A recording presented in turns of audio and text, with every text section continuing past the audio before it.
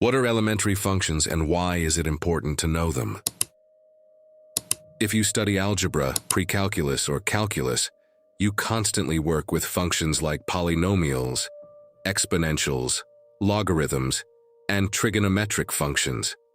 These are part of a larger family called elementary functions.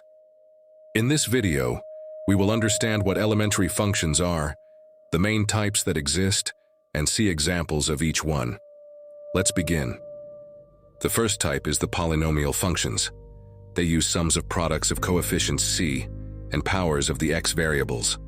The coefficient ci can assume any real value, from negative to positive, and the exponent n any non-negative integer. They can be linear where the exponent has value 1, quadratic where the exponent has value 2, cubic with n equals 3, or any other degree where n is greater than those values. The domain of this type of function is always the entire set of real numbers R. This means we can input any real value x into the function and obtain a corresponding output. Polynomials are famous for being continuous, no breaks or holes, and smooth, no sharp corners. This makes them very useful in calculus for approximating more complex functions via Taylor series. The functions take on a parabolic shape when the exponent n is even, and an S-shape when the exponent n is odd. Examples include x squared for even exponents, and x cubed for odd exponents.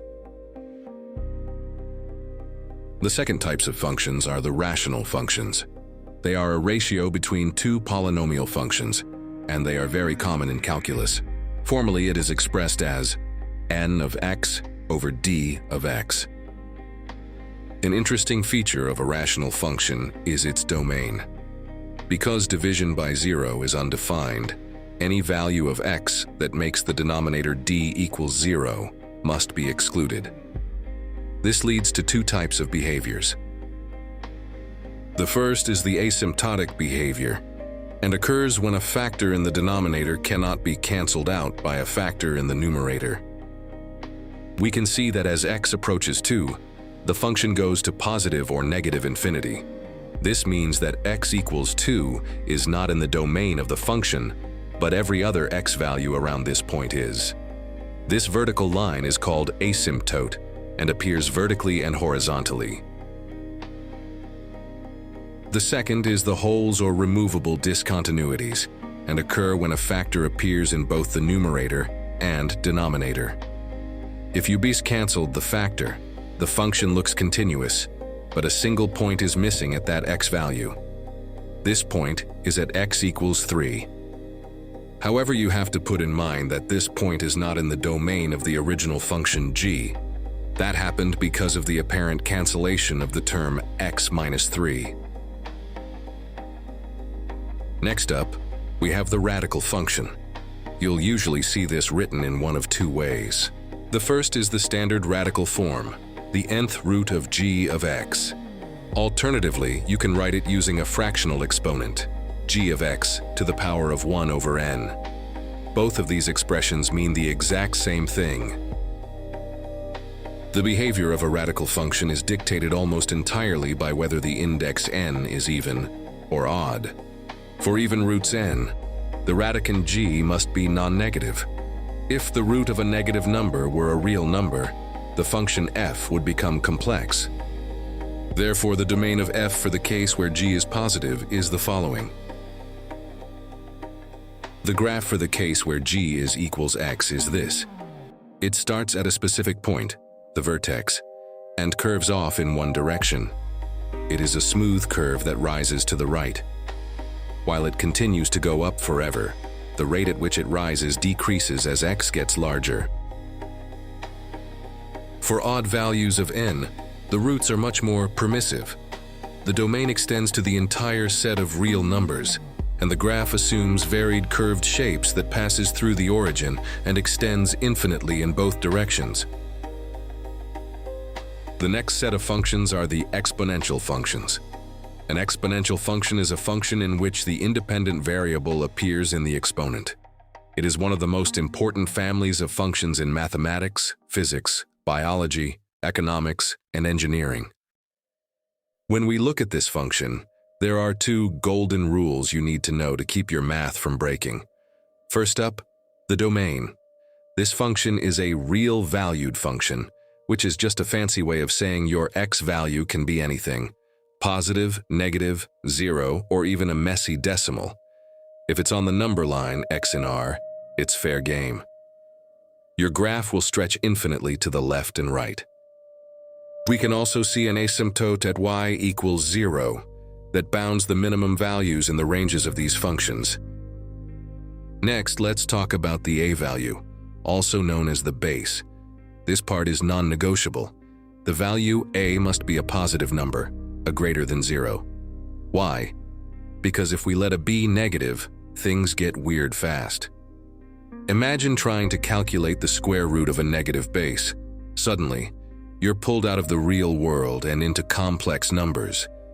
To keep our function clean and predictable on a standard graph, we keep the base positive. A special case of the exponential function is the natural exponential function. It's used constantly in calculus, as you will see in your future course, and shows up in the solutions to equations across physics, biology, and beyond. The next type of function is the logarithmic function. To understand it, we have to look at its older sibling, the exponent. In an exponential equation, we ask, what do I get when I raise this base to this power? A logarithm just asks the question from the other side. What power do I need to turn this base into that number? Exponential and logarithmic functions are inverses of each other. This means they undo one another, much like addition and subtraction.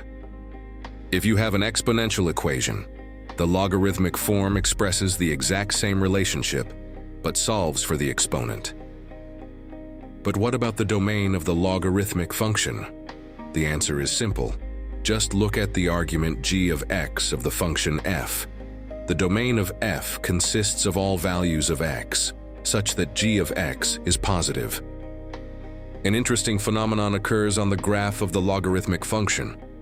Because the logarithm is the inverse of the exponential, a natural symmetry exists between these two functions across the linear function r of x equals x.